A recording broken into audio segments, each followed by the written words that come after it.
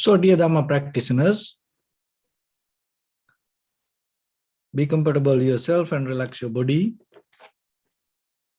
So, this is our ongoing meditation session. So, once we get connected with the network, we're ready to start the session for today.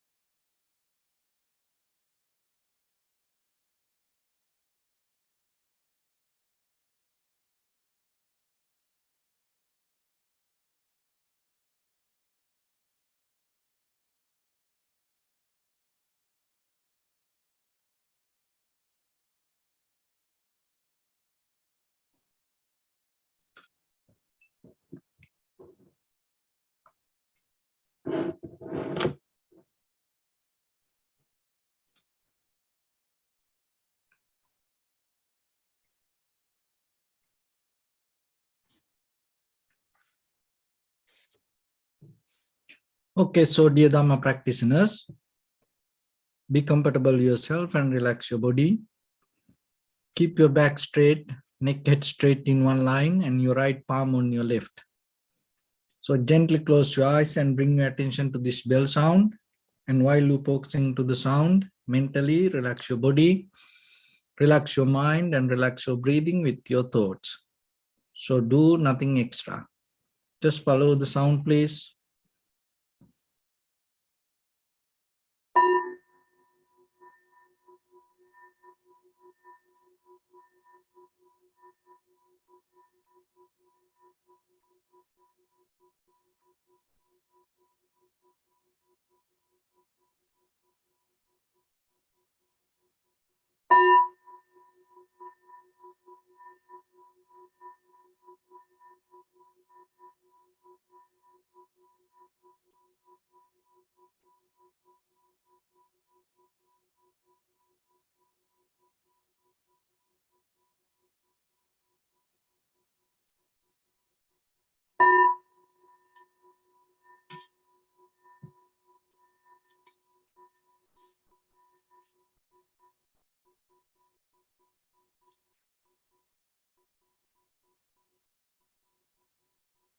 Namo tassa bhagavato arahato samma sambuddhassa.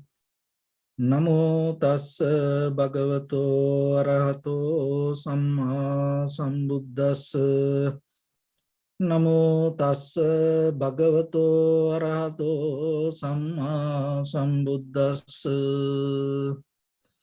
Homage to the blessed one, the exalted one, the fully enlightened one. So, dear Dhamma practitioners, before we start our practice session, as usual, we'll take few minutes for ourselves to understand this meditation, how it can help for us, and at the same time, why we need to practice meditation. Because bringing that clarity to yourself will help you to have a very clear foundation. We have many opinions, ideas, thoughts, teachings around us. So out of this all, we have to get into a very clear path. So very purpose of this, all the lessons that we're giving here, for yourself to bring the clarity and build up a very good solid foundation for your own practice. So when it comes to that, meditation has a long history with each and every religion in different ways. There are many kind of meditation techniques.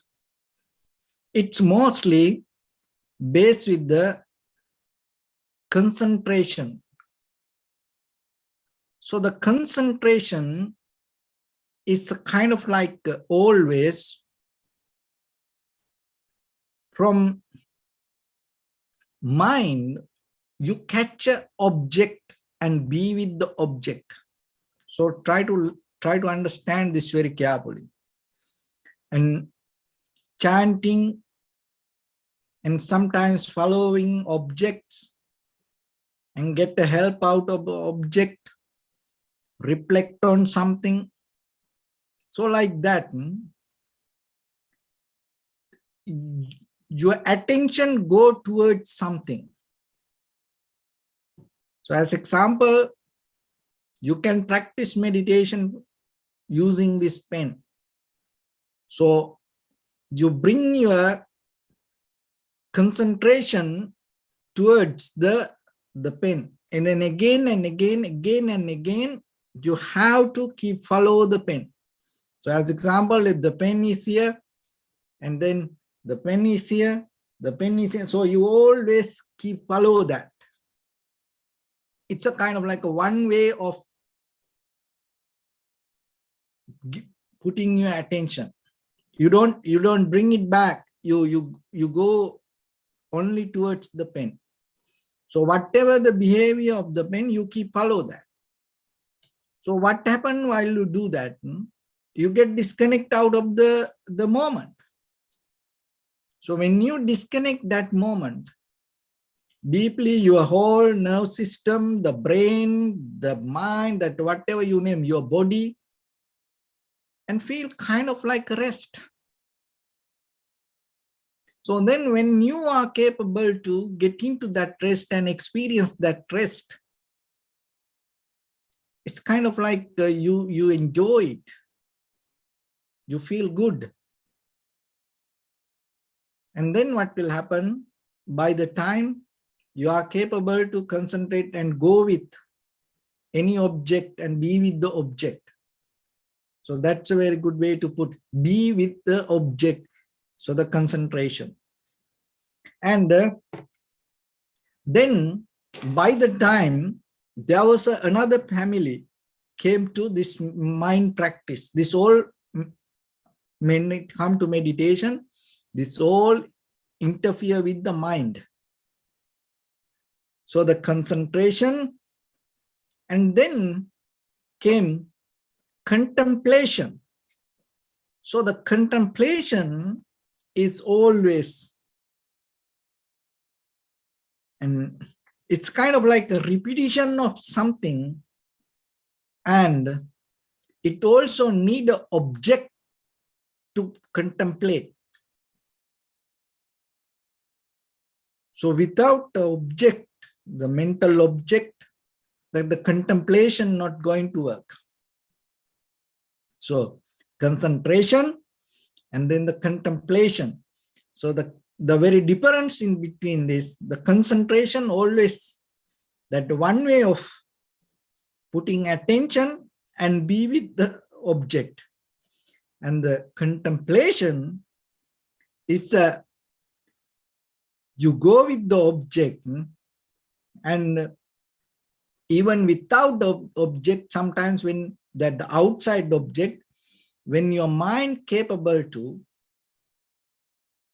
to repeat itself and being with that, the mental reflection, and the mind start to create something itself to be with that contemplation.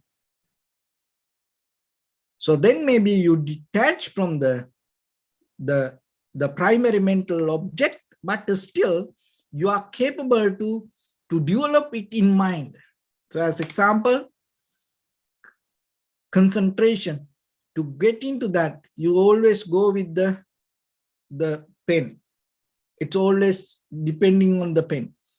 And the contemplation, in the beginning, you look at the pen and then you can detach from it, but still in your mind, it's more, you can put the effort and go with the mental practice. But still it needs the object. And so by the time what happens, when the Buddha came to the world, so before the Buddha, this concentration and contemplation used to be with all the most of the tranquility meditation techniques. But when the Buddha came to the world, he introduced a very new method to the world that we call the Vipassana. So what is the difference in the Vipassana? The Vipassana is to introduce this awareness. The awareness means what? You observe the observer. When you concentrate, you recognize the pen, and at the same time, you observe the very nature, the very behavior of the observer. So that both the object and the subject both, it's kind of like a third person point of view. You gain the whole process as one. That is the awareness. And even without a object also, when it go to contemplation, and the same method, the awareness, still you can use. So when you reflect something on your mind, and as example, contemplating on the pain, you recognize something and you go observe the sensation of the pain, but at the same time, you still see the observer, the very behavior of the observer. So the awareness means, rather than go with just the object and you see the very nature of the subject. So that come out of the Vipassana. Because in the Vipassana, it introduced this bhavana. So before the Buddha, there was no bhavana. So the bhavana means bhaveti kusala dhamme asevati vaddeti bhavana. This means you develop the profitable skills in you. It's a kind of like the cultivation of the mind, allow you to grow. Allow to grow your mind rather than hold it to something and be with something. That as example, concentration is allow you to be with the mind. So as example, just imagine your mental capacity, 10%. So then you come to practice meditation. So it is a concentration meditation or contemplation meditation. So then you start to observe the pen. So now your mental capacity is 10%. And you practice beginning 10%, you practice 10 years, but still your mental capacity is going to be 10%. It's not going to grow. Contemplation, the same. Your mental cap, when you start the mental capacity, 10%, and still when you, after 10 years, it's a 10%. That's why this tranquility meditation not allow you to get out of the samsara. It may change the position, it may change the form or the model, but still the mental capacity going to become the 10%. The very different with the Vipassana is this, when you come to the tune with the awareness, you start your mental practice, meditation with the 10%. And you practice for 1 year. The practice doesn't mean you just do whatever you know, you come to the correct practice. So once you come to the tune to the correct practice, if you do it in a right way, what happens? By the 1 year, your mental capacity going to grow according to the quality of practice. Listen that very carefully. Within another 2 years, it's going to grow. Maybe just imagine you practice for 7 years, Vipassana. It's guaranteed that if you exactly practice the right way, Vipassana 7 years, 7 days to 7 years, from 10%, your mental capacity going to be the 100%. See, that is what called bhavana. There is no any other meditation techniques in the world allow you to grow like that way, that allow your mind to grow. You come to the contemplation, you come to the concentration, your attention going to become more sharp and clear, but the awareness going to be the same. So try to understand the difference. So that is the difference with the Vipassana. And you don't need to go any argument about it, anything. So this is what happens. I will give another example. Just imagine. So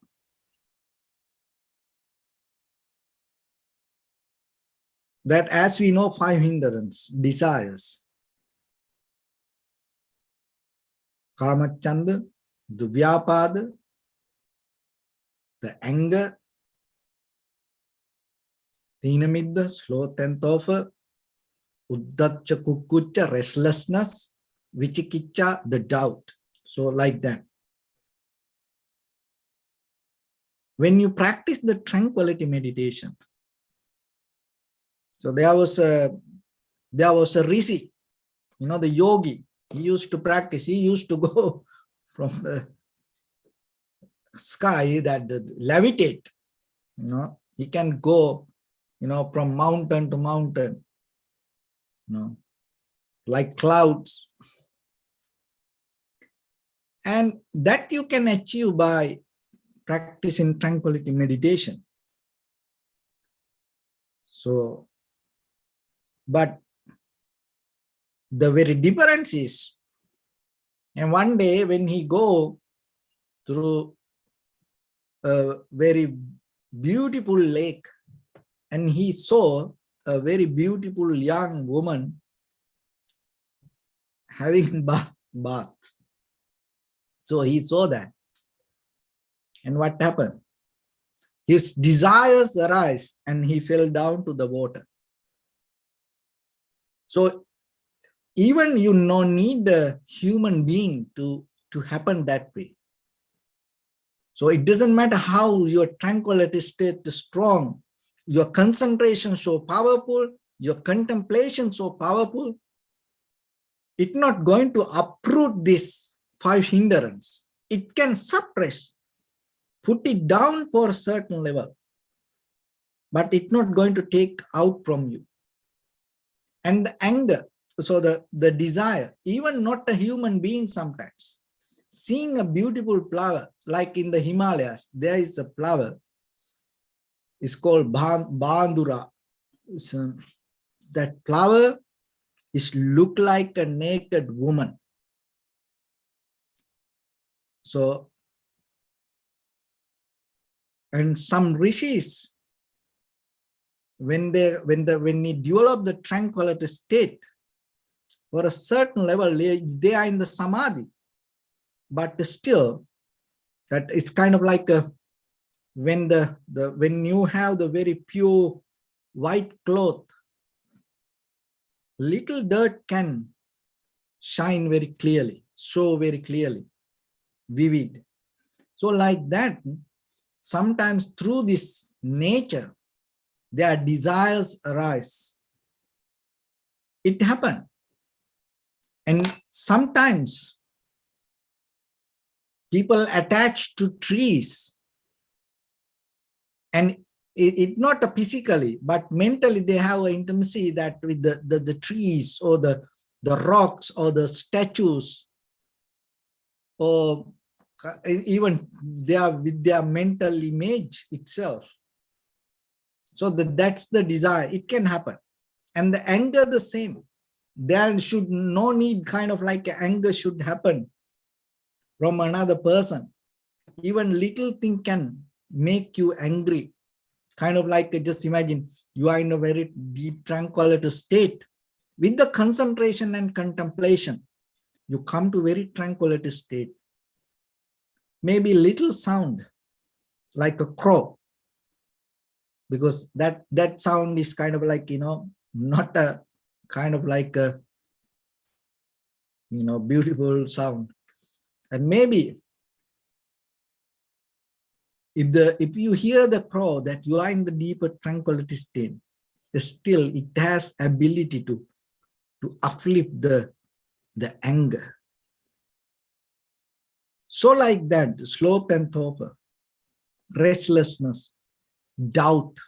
So those are things can happen.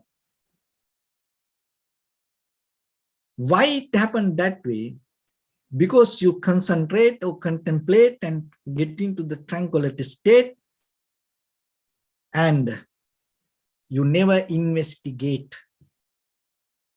So that's why the very nature of the vipassana is thoroughly, deeply observe and recognize. And while you recognize, you develop your awareness that knowingly the observer do this. That is a very brand new method. So that's the point that you have to understand. So then in day-to-day life, when you practice meditation, always remember this. Vipassana means you use a very brand new method to observe and recognize. So in that recognition, what happens? To concentrate or the contemplate, you need some kind of help out of the thoughts. The thoughts come out of the self-centered mind. So that self-centered mind we develop out of the informations.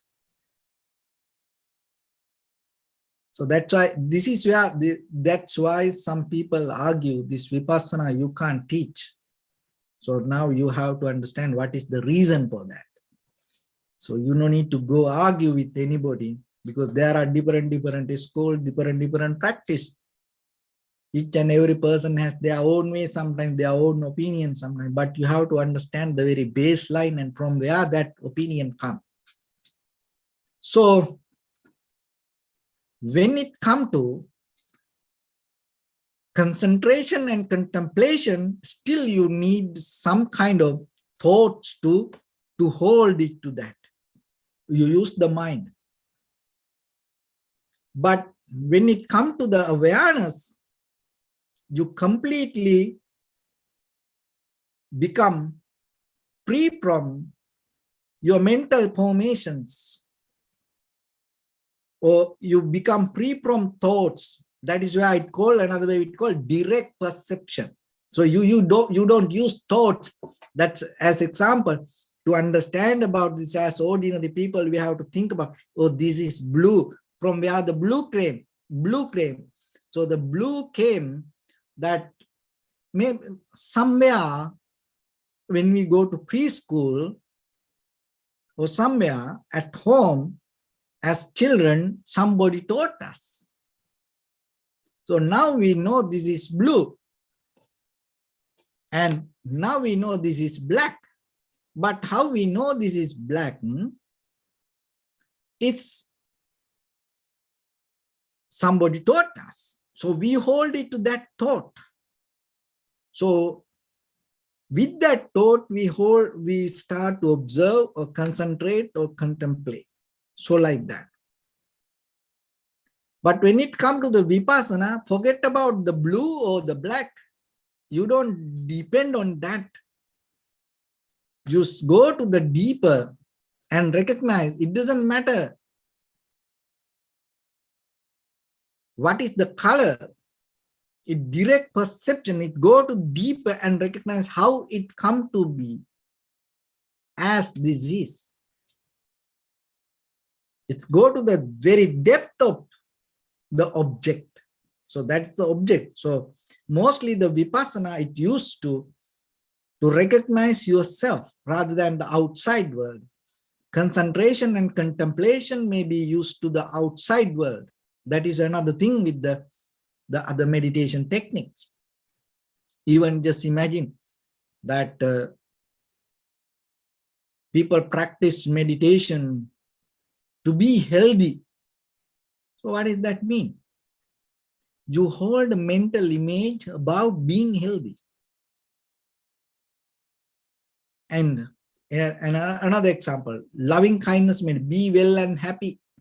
So when you think about be well and happy, so you have to have an image about how the people become happy. No? So otherwise, if you don't hold it to that mental image, you can't reflect on that. So see that it based with your mental image about it. So like that, that's why that kind of meditation, it will help us to have the compassion, but it not help us to go to Nibbana. So it has a different way. Once you are able to practice the Vipassana, you are capable to get any mental object and transform by the time to Vipassana. It is a different way of understanding. But what you need to know, when you hold with the thoughts, it not allow you to get out of the idea of me, I am.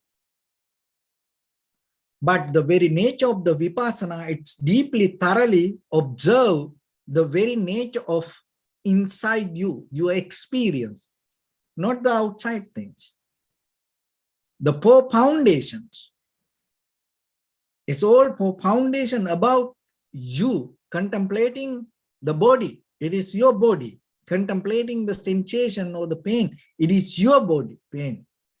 Contemplating the mind, it is your mind. Contemplating the phenomena or the Dhamma, so the very behavior, the nature of your body. So that is a more different way, rather than getting to an object. Is kind of like a concentration towards the pen or concentration towards the mental image is so different. Now you go into deeper to observe what is happened when you go that way. So this is what the deeply allow you to get out of the circle, habitual pattern. Contemplate or the concentrate, you base with the self or the I am. Now in the Vipassana, what happens when the Vayanas come, you very detached from the I am, from the base. You detach from the I am. That detachment itself allows you to get into a very direct perception without getting help from your past experience. So once you have that mechanism, when you build up that, by the time that what you see or what you recognize going to become more vivid and more strong and more broad way, that you can understand things from every angle. So that is the difference of the Vipassana. And when it comes to that, how that in day-to-day life, with your bodily, verbally, mentally actions, you can empower this, enrich this mechanism inside. One is to get into this direct perception, direct awareness. One is these three methods you can apply to whole eye, ear, nose, tongue, body, mind. So with the eye, seeing, with the ear, hearing, nose, smelling, with the tongue, tasting, with the body, feeling, with the mind, thinking. So these 5 methods, these 5 activities with these 5 objects, when the perception perceive, in that very moment, 3 methods. So remember this. If you are capable to get this, you done. Okay. So one is attentive seeing. That means when you see that attentive mean with your whole being itself, you have to see. There is no gap. So this is how that your direct perception is going to become more clear and develop. When you see something, attentive seeing. When you hear something, attentive seeing. When you smell something, attentive seeing, smelling. That means there's no, it means the body and mind together in that moment of experience. Tasting, attentive tasting. Feeling, attentive feeling.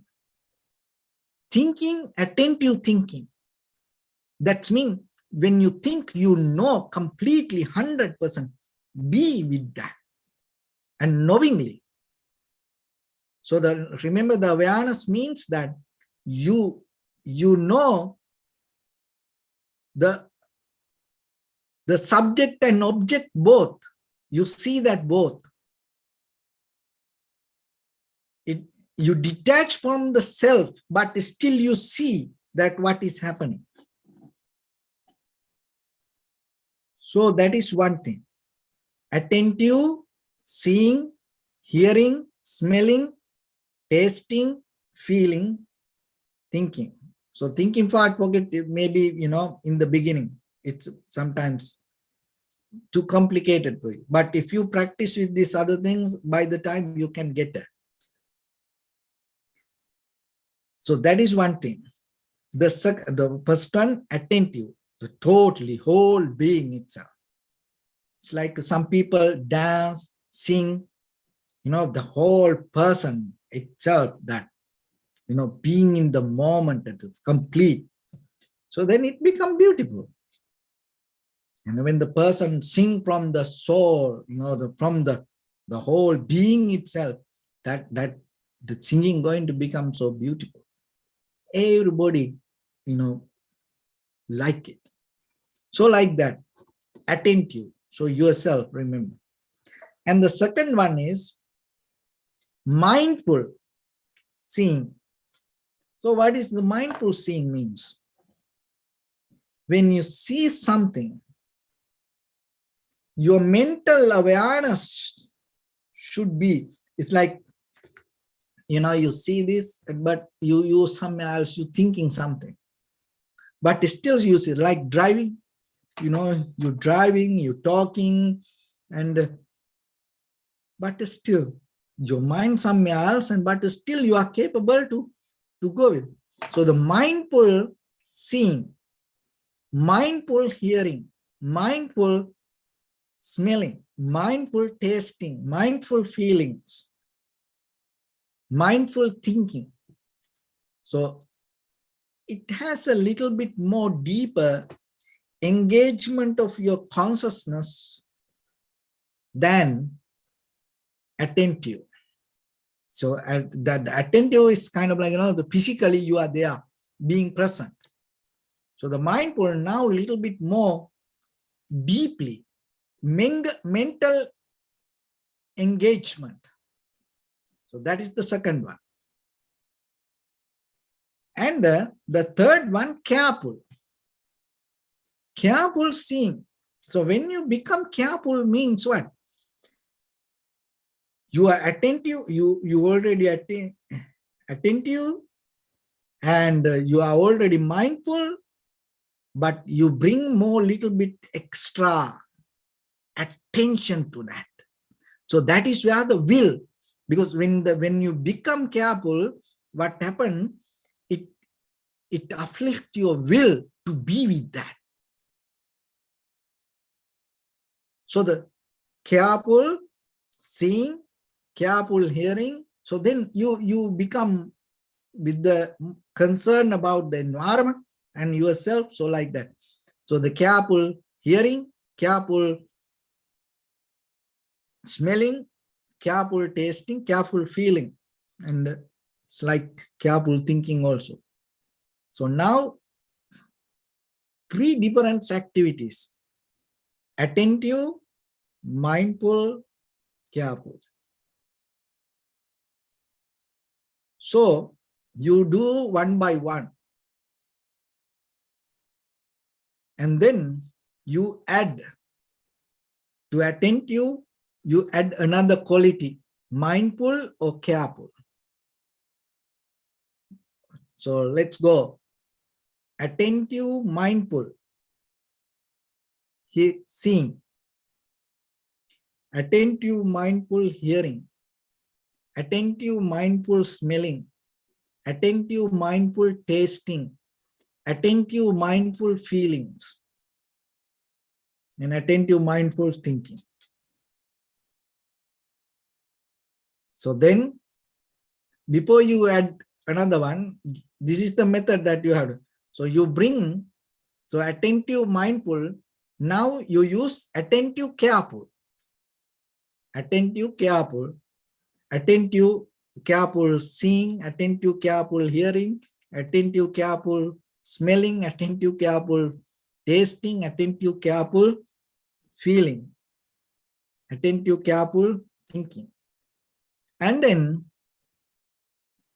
you go with the attentive, the mindful, careful seeing, mindful, careful hearing, mindful, careful smelling, mindful, careful tasting, mindful, careful feelings, mindful, careful thinking.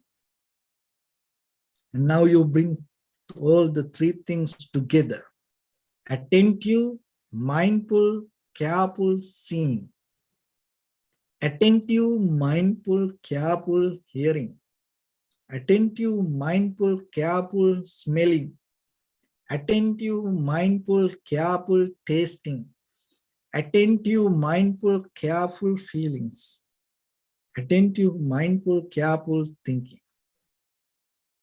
If you are capable to go with that, by the time what will happen, you come to the pure awareness.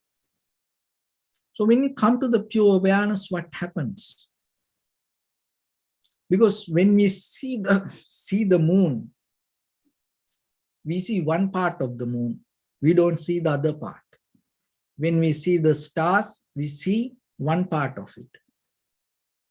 When we see this outside, even the trees, the birds, you always recognize, you see only one part of that.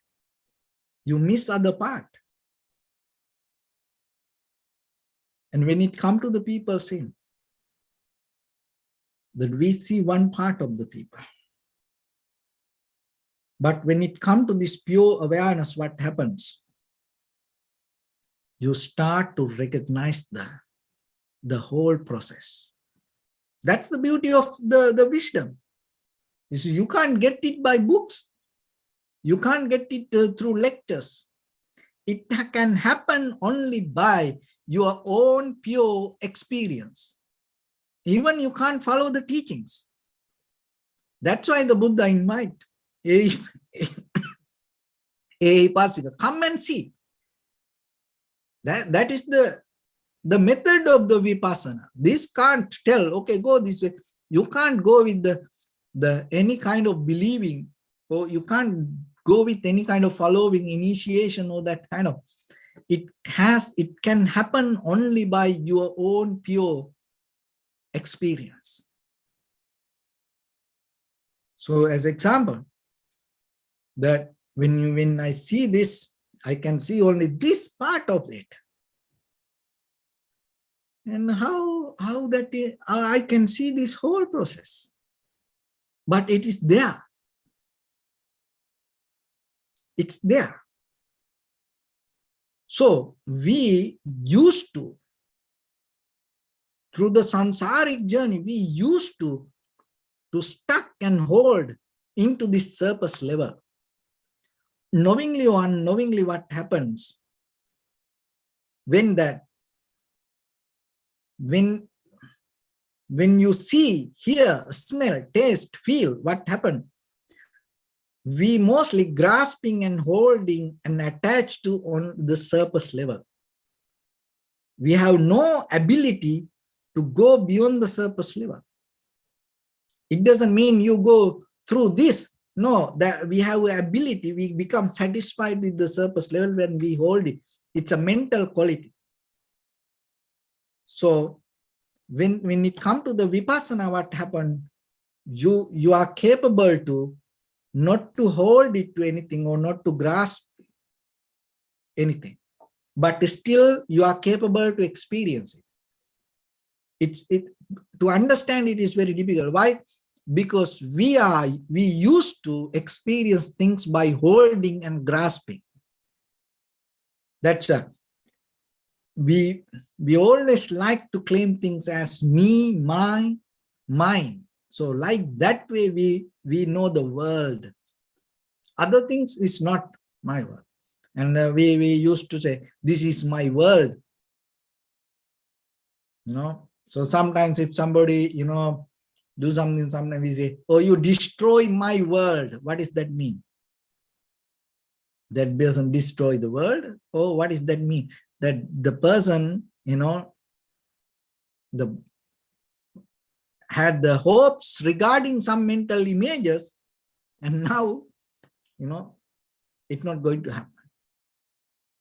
So like that, in day-to-day life with our eye, ear, nose, tongue, body, mind, we hold it to names and forms with our mind. So that is become the world. And so the vipassana is a method to get out of it. And so for that, we develop the awareness. When you develop that awareness, what happens? So as you know, the very nature of the water itself clear. Water itself not dirty. Water itself clear. And the water still is itself still, calm. From its own pure level of existence. Clear and calm. So your mind the same. When it comes to without any attachment or resistance, without any grasping, it itself pure and clear. If you are capable to get into that clarity, mind itself, not by thinking on mind itself, you are capable to understand everything by its own appearance itself completely, 100%. So whatever come to your eye, ear, nose, tongue, body, mind, by itself, that appearance itself become your understanding. So that's nothing to do with thoughts. In your life, you understand a lot of things without thoughts, but you are not careful about it. So in this conventional life means we always tangle with thoughts. And that is where we influence by the ideas, imaginations. So imagination is the creation of the conventional life.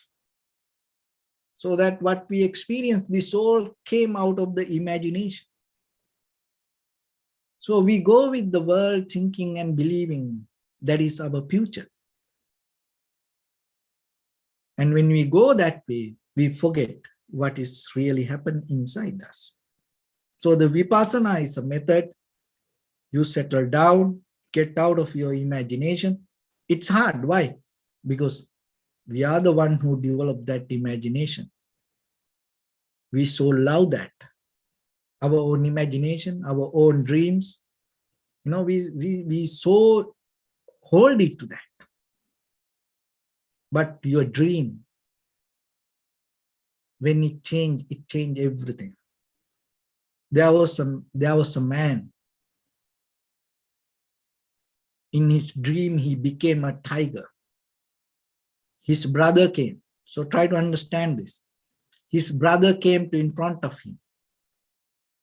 He ate the brother. Why? Because he's a tiger now. And then this man came to a woman, and because in his dream, he became a woman. And then his next brother came and fall into love with him and became and hold and believing this is my husband. And then another time, this same woman, the man, the woman, fall into a bird, like in the dream. And then that next brother, so like the bug, little bug. So the bird came and ate the bug. So like that, when you transform to dream, that your whole world, you change. So the samsara means we shifting and transforming, and go in a different way through the dreams. So your awareness means that is the moment you get out of the dream. So challenge yourself and see, are you in the dream? Are you experience the dream? Because when the dream changes, that the world you experience will change. Then what's the point? If I'm in a dream and practice meditation, this singing bowl is going to be help for me to practice meditation, thinking, oh, this is a singing bowl. But how about if I become a beggar in that dream? This singing bowl become a begging bowl for me. So then if I give a meaning today, oh, this is my singing bowl because I practice meditation. So in that dream, I hold it to this. If anybody come and attack to this, I will protect. If I become a beggar in that beggary, so I think, oh, this is my begging bowl. It is very important for me. So then I hold it to that. So like that, we can go with the example with millions. Why? Because that is our reality. We are in dreams. So then look into yourself. Whenever you experience something, rather than go towards the outside experience first, look into yourself and see, is it a dream or are you have the pure awareness? So with that, let's get into practice a little bit now. So your right palm on your left, neck head straight in one line, and be comfortable with your posture. So bring your attention to your body and scan head to toes and say Sopat Deva, oh, may I be well and happy. 3 times.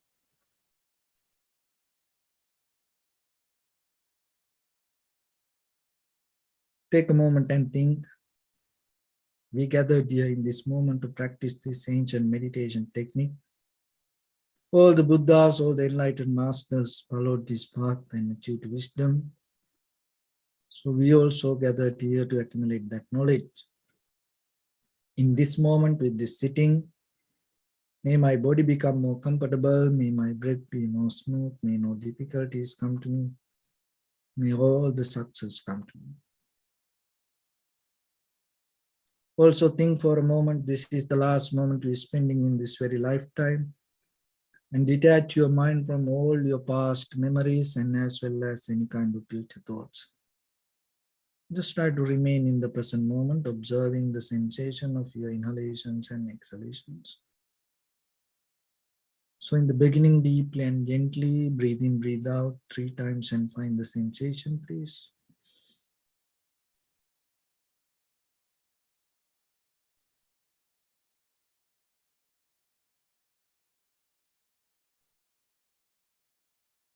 And allow your inhalations, exhalations happen itself. And when it happens through the sensation, recognize it.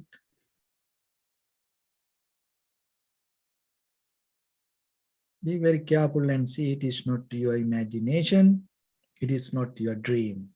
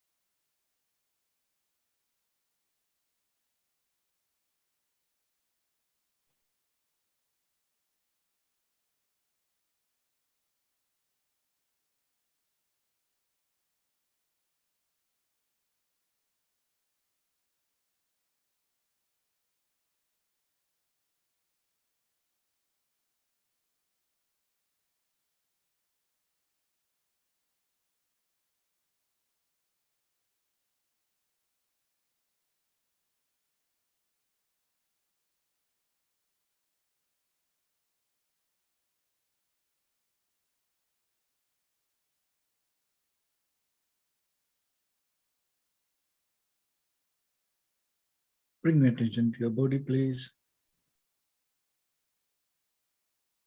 Observe your posture.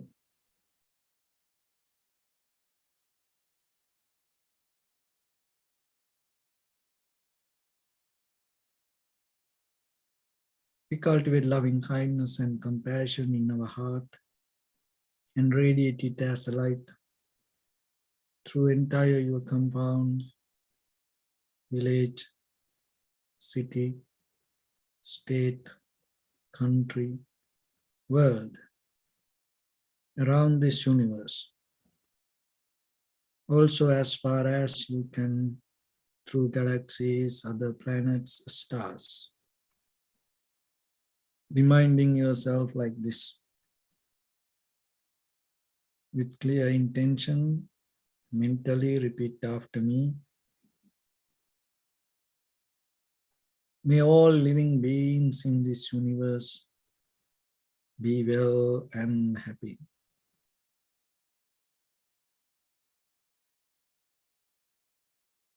May everyone be happy and safe. And may their hearts be filled with joy. May all living beings live in security and in peace. Beings who are frail or strong, tall or short,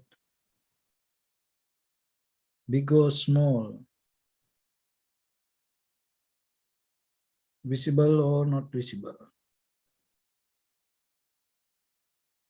near or far away.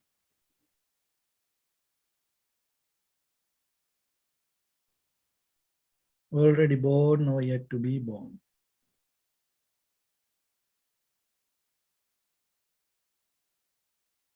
May all of them dwell in perfect tranquility.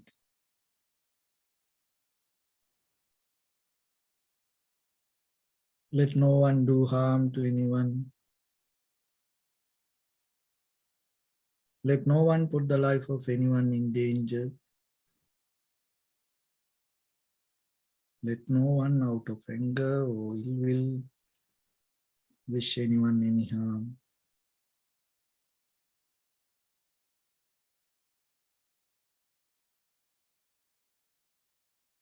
Expand the loving kindness and compassion beginning from your heart.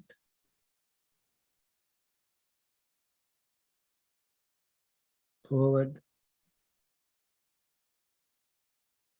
Visualize yourself and send it as a light.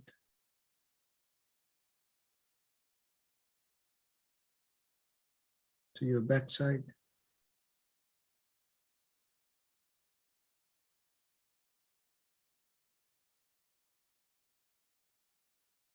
To your left side.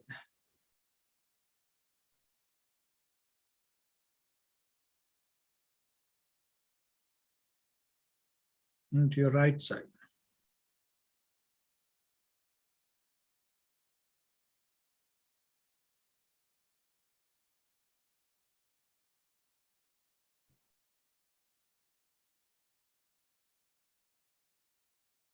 Downward.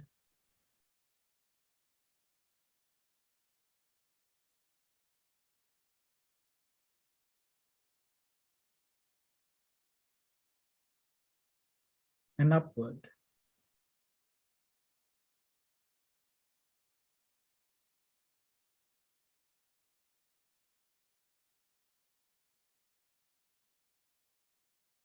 To all six directions at once. Like the moon, the sun, spread the light, spread the energy, without any condition, without any limitation, without any resistance or without any judgment. Let your heart to shine with the loving kindness and compassion from the bottom of it, with the maximum effort to the highest, wishing yourself, may all living beings in this universe be well and happy.